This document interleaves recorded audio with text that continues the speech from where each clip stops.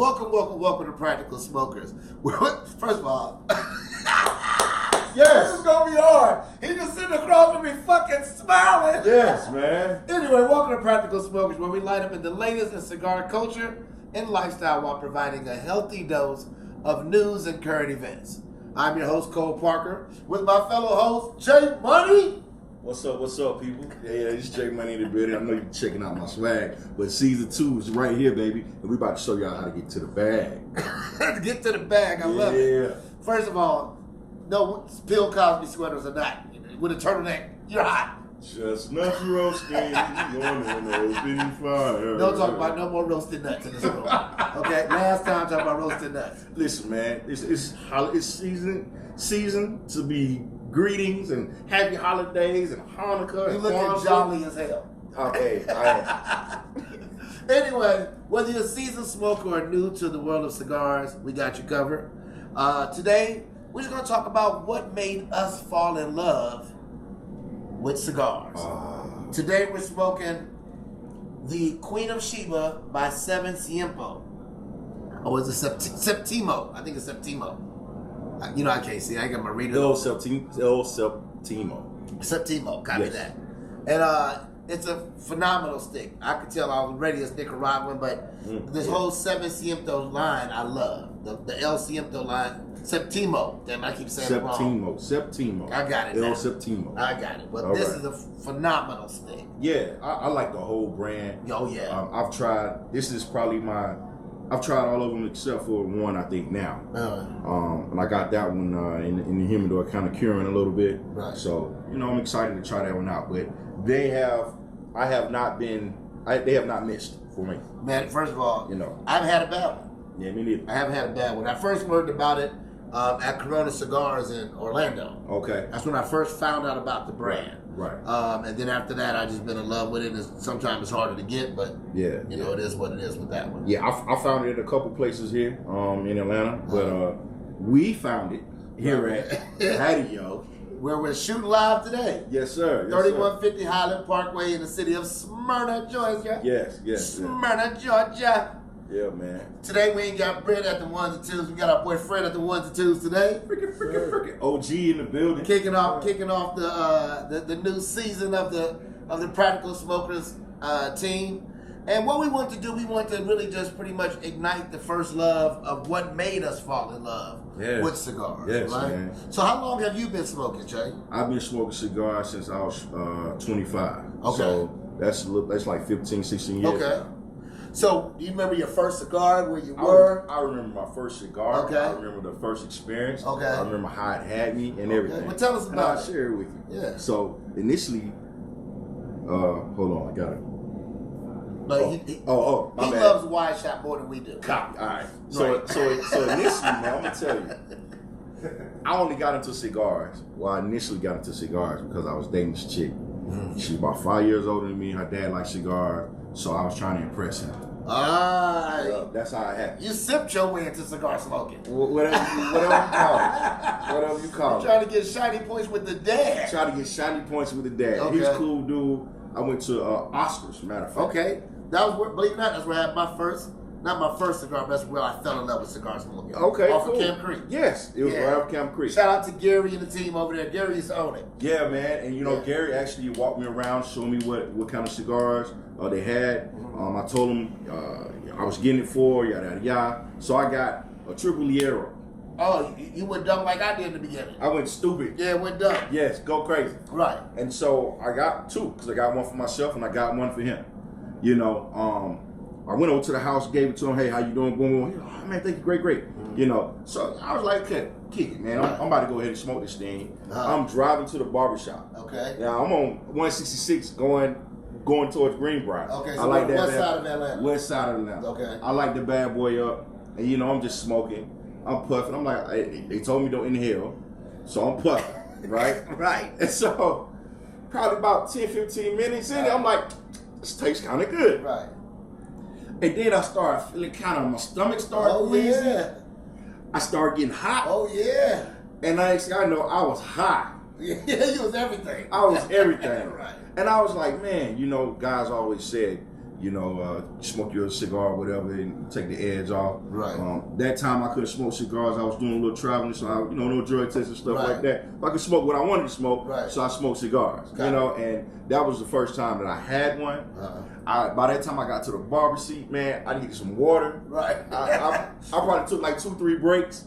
You know, and was that your last cigar for a while, or did you? No, stay with it? I stayed with it. Matter of fact, I introduced my brother. Okay. I introduced my dad. All right. And I introduced my Big Phil. Okay. I introduced all of them to cigars.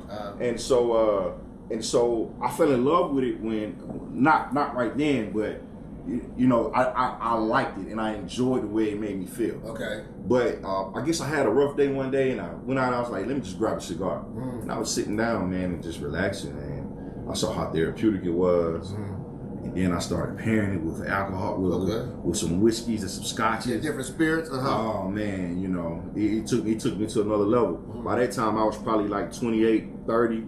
It took me to a whole nother level, man. Right. You know, so it's been a part of me ever since. So what did you really start incorporating like into your lifestyle, right? So it sounded like in the beginning you were kind of like, yeah, I tried it, right? You know, and a lot of times people who are marijuana smokers, right, they tend to want to go for the full body, the fullest, strongest cigar that they can have.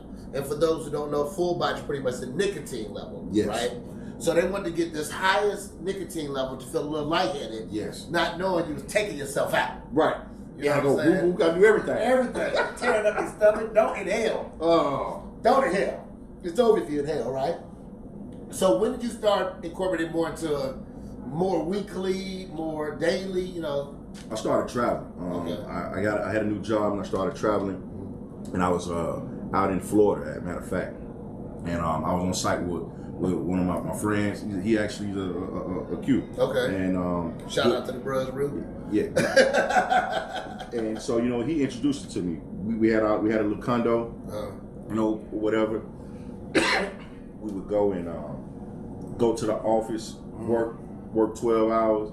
Lunch break, we would get out, smoke a little medium body cigar, you know, just to get the edge off, so you wouldn't get that heavy stomach feeling. Right, so he educated you on that process. He educated me on that process. He educated me on the type of tobacco, you know, type of fillers, type of wrapper, you know, all of that, you know. So I love Nicaraguan and Dominican fillers. Yeah, that's my palate. Medium.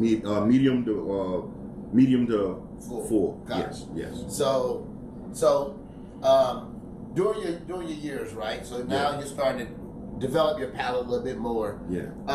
When did you start really realizing like this is my shit? Like cigars is gonna be it for me, right? Like when did you start getting that vibe? Was that recent or? That was probably around 2000. When I filed for divorce. Okay. Yeah, probably around 2017. Okay. You know, it was a very stressful time in my life, and I just needed an outlet. Started going to one of our spots. Right. You know, when you and I would just kick it, and I felt like that was my time when I was like, this is gonna be my shit. It's cool. I'm relaxed. It gets me where I need to be. And also, it's great around conversations. It's definitely great for conversations. Yeah, you know, you smoke cigars, man. A lot of business deals that handle around cigars. Right. So, you know, that's how I knew right then and there was gonna be my deal. You know, I'm a hustler by trade. I do a lot of other stuff, so I always felt like, you know, all right, first I need to get into golf, and then I need to get into cigars. Right. So I kind of got into golf, and then kind of stopped, but I still stuck with cigars. Okay, but I'm gonna get back into that though. All right. Yeah. So, would you consider yourself, as far as knowledge, right? The knowledge of cigars. Yeah. I mean, the full knowledge of cigars. We're talking different vitolas, which is the different shapes of the cigars, how they are intricate in the pull of the cigar, the flavor profile of the cigar, the actual ability to pair with not only different type of spirits but also different type of refreshments or meals or things like that. On a scale of 1 to 5, where would you consider yourself? 1 to 10, let's make it easy. On a scale of 1 to 10, where would you consider yourself on knowledge of cigars? I'll probably say an 8. An 8? Yeah. Okay. I'll probably say an 8. I wouldn't say a 9 or a 10. You teach me a lot of stuff every day. And I don't think I'm an 8. Oh, you don't think you're an 8? Oh, no. I think you're a 10. Right. You don't think you're a 10? Definitely not. Oh, okay. Well, that's probably like a hot 7. Okay, if you're a 7, I'm gonna need some 5 then. Well, because or 6. You know well, what I'm also saying? it's about also being able to recognize the different type of rolls. You know what I mean? Okay. Different shapes from eyesight. So it's a lot to learn. Right. Well, I got a lot of room there. You got a lot of room. Oh man, right? this is great. You're far from aficionado. Definitely. But the fact that you do have the journey and that you are willing to partake on the journey. Yes. I always tell people one of the biggest things you need to do is have a variety of cigars, right? Yeah. Even if you have a favorite, don't stick there because your current favorite will become an old, obsolete cigar to you eventually. Exactly. Like what used to be my favorite when I first started smoking. Yeah. You can't pay me to smoke one. What was it? It was the Macanudo with the little gold ring on it. Oh, I know those joints. Yeah. That needs to blow my head off. And then I was a fast smoker. Yeah. Because I've been talking smoking. Yeah. I would knock out a 6-inch cigar in 35 minutes. When it's supposed to be 45 to an hour. Supposed to be at least an hour and a half, really, for a 6-inch cigar. Gotcha. You talking about a nub could run you 45 minutes. Nub's supposed to, You know what I mean? Those like 3.5, Yeah. right? But one thing I do love about cigars is like wines, right? There's always more to learn. Always more to learn. Right? Yeah. And I remember, so my first cigar, I don't remember, back then I was working in music. Okay. So I think like Dre I think Dr. Dre was like giving them out. Yeah. And I was like, okay, you know, Yeah. do I bust it down? Oh man, you got to mess up the Cuban You know what I'm saying? Do I bust it down? What do I do? Because I'm in my 20s, you know. Yeah. But I smoked it, killed me. Because I was inhaling, right? You was inhaling. I was a marijuana smoker. Right, so you was inhaling the whole thing. Correct. So wait a minute. You inhaled from start to finish on that cigar, or did you learn quickly that you couldn't inhale? I don't think I finished it. Understood. You know, Yeah. and knowing Dre is probably a very quality cigar. Right. Right? But fast forward to maybe 2008 or 2009. Yeah. It was a dude named Chad Massacre who used to have events out here. Okay. And he'd do cigar events. And it was like, to be a part of it, you had to be part of his LinkedIn group. To be in a LinkedIn group, you had to be a C-level executive, you had to be an E-level executive, or you had to be an entrepreneur with a certain amount of money. Oh man, and it was so it was a fantastic networking group. It was exclusive. It was fantastic. Yeah, that's dope. So my first event is at Old Prohibition, which was Speakeasy out here in Atlanta. Okay. So it's converted now to Red Phone Booth as we know it today. Yes. But it was called Prohibition. Yeah. Same philosophy, Red Phone Booth. You go there, dial number, they let you in, you walk in. It was amazing. Right. I get there early. Why? I'm a timely guy. If you know me a little bit, I'm a timely guy, right? Yeah. I love to be on time. I get anxiety sometimes for being late. I really do. Yeah.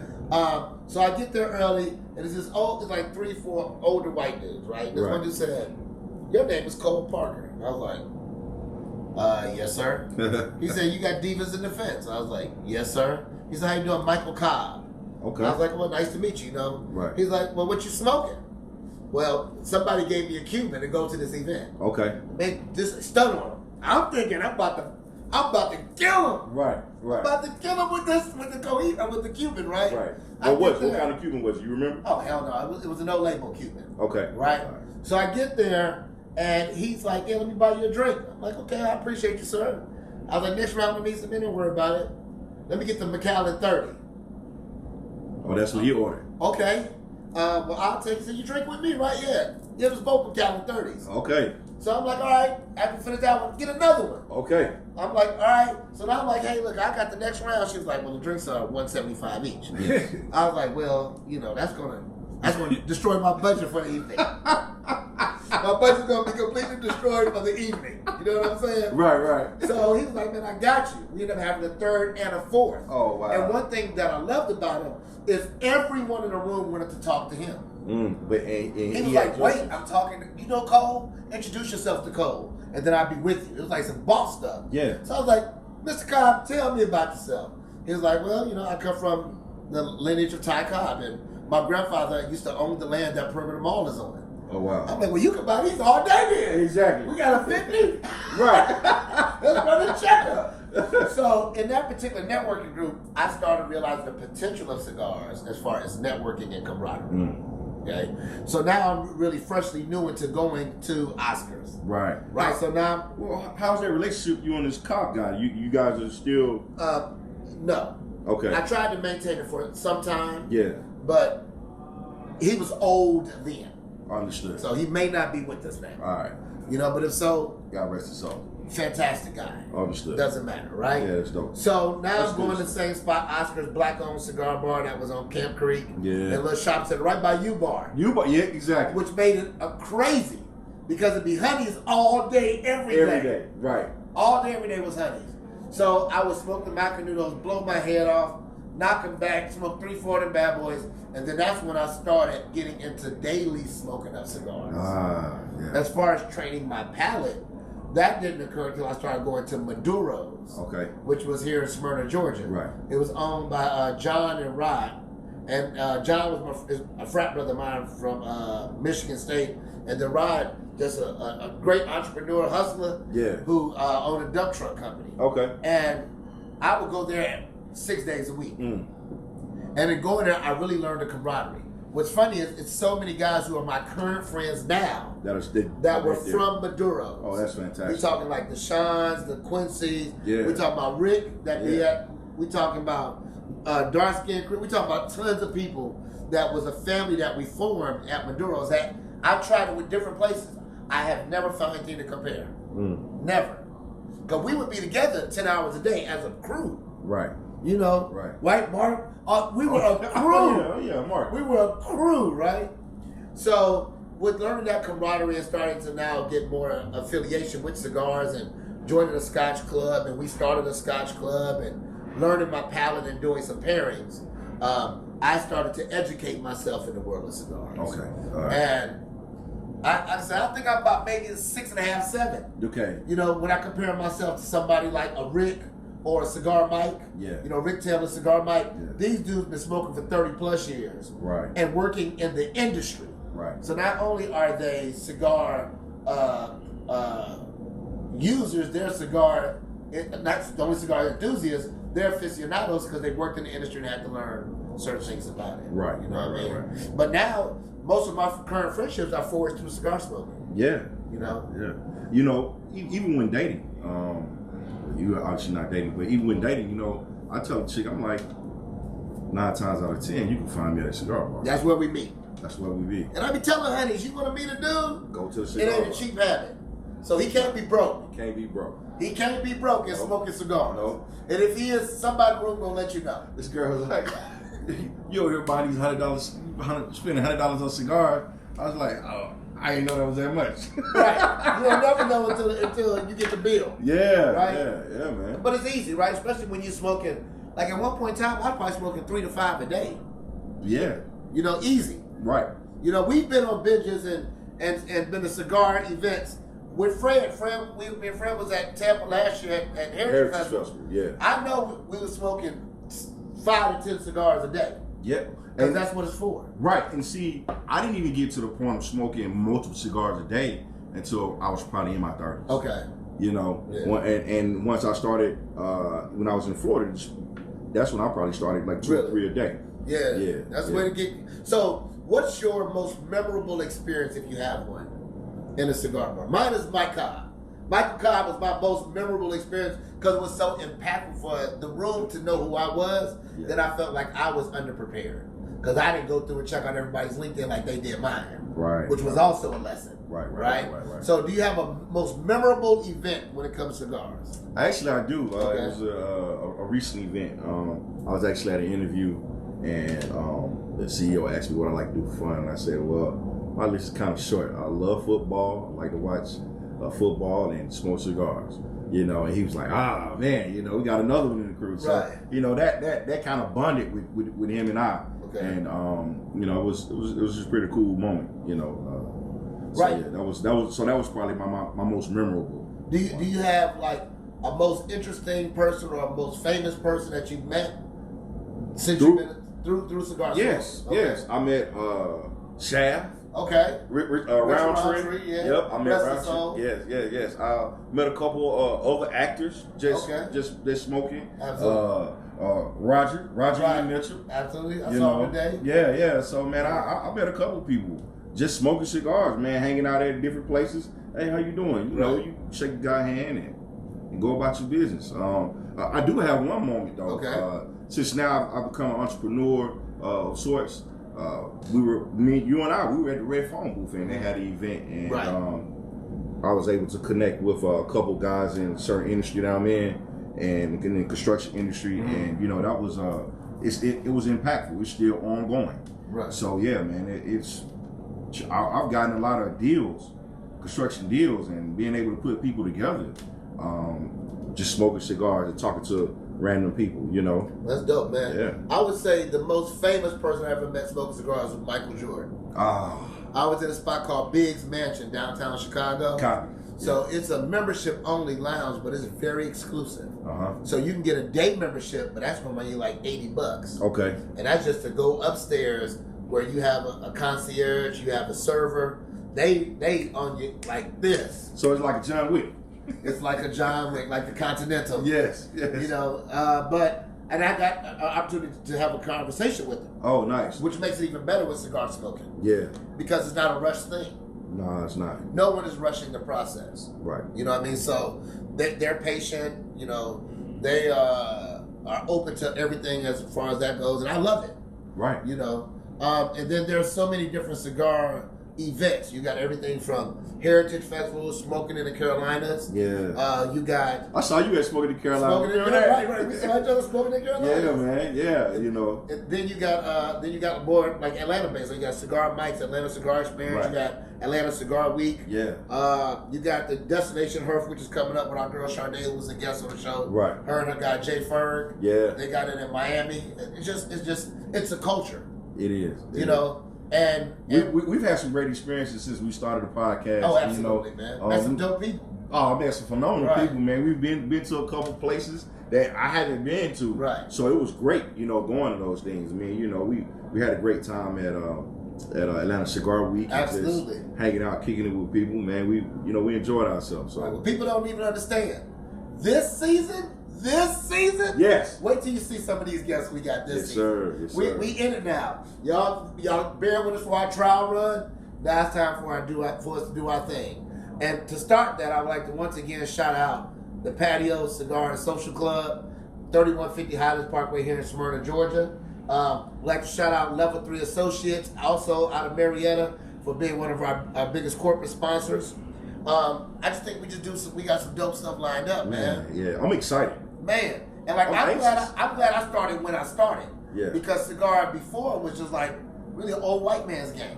I agree. Right? Yeah. Old white man's game. Now you got DJs, Yes. live bands. Right. You got, good vibes, a lot of women come out. Right. You got all these things that happen that didn't happen before. Right. It was just a whole bunch of old white guys and you. And you know, I've only had 2 birthday parties, I would say, as an adult that I've thrown, and both of them have been at cigar places. Right. You know, so yeah, man, I'm enjoying the experience, man, and I'm enjoying this ride with Practical Smokers. Right. And I'm excited about season 2, man. Y'all just don't understand, man. Right. It's about to be crazy. We got a lot to come. Got a lot going on.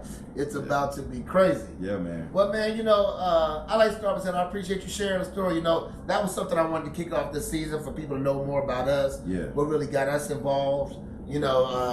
Brittany, who's part of the crew, she's trying to get into cigar smoking now. Right. Which some other female friends, which I laugh when we call them the Golden Girls because only one is golden, right? Right. But the Golden Girls, they try to smoke, and incorporate the cigar industry. We got a little thick fillet of Thugger. She even tried to get on some cigars. Right. She like them. She was like, "Do I bust it down? What do I do with it?" She wanna bust it down so bad. Speaking of which, if you're a marijuana smoker, real, true, premium hand rolled cigars, you can't put it back together. Not at all. You're gonna be sitting there like Andre 3000 with the flute. Exactly. That's what you're gonna be. You're gonna need some duct tape. Well, man, you know what? Also, this season we're also shortening our shows. So in shortening our shows, we want to make sure that we provide y'all good content and not waste your time. Right. We want you to keep supporting us. We want you to check out the other shows as we put them up. Right. And Aaron, check out our old shows. We got some crazy times. Yeah. So, if you're looking to be a sponsor or sponsor a show or something like that, reach out to us. We're on Instagram, Practical Smokers. You can reach us at practicalsmokers@gmail.com. You know, man, always a good vibe with you, bro. Yeah, it's always great, man. It's always great. Yes. It's So always a good time. I mean, how can people meet you, man? I mean, follow you. Yeah. Well, you can follow me on Instagram at JDMoney100. Anytime. I thought it was 1,000. My bad. JDMoney1000. You don't know your own stuff no more, man. Listen, man, I'm trying to change up. You know, you can also catch me on Twitter at J De Niro. That's it. You know, follow me there. Right. Yeah. Where can they find you at? Well, I'm real simple. I'm everything Cole D. Parker. COLEDPRKR. I'm real simple. Here you go with that again. I can't remember all. You don't even remember your own stuff. Yeah, If you can't remember your stuff, how the hell anybody else supposed to remember your shit? Yeah, well, listen, man. Listen. Let me tell you. Everybody know me by J Money. So if they type in J Money, they gonna find me. There's probably a lot of y'all in the world. But there's only one true. I got you. Definitely 1,000. Keep it 1,000. Keep it 1,000, baby. Yeah. So, you know, I just want to say thank y'all for tuning in with us. You know, realize why we fell in love with cigars. Realize that if it's something that you want to incorporate into your lifestyle, there are a lot of advantages outside of the health risks that are involved, right? Which there are some. But like anything else, you know, keep a healthy lifestyle generally. Do much better at working out, being physical. We just started juicing. We got our bloosters. We got our bloosters, and we ain't talking steroids. Right.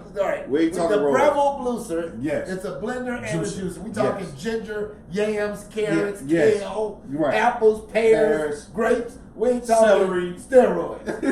Even though, if I start getting yoked up, you might want to check me out. Hey, yeah. So what we gonna do in here? We go.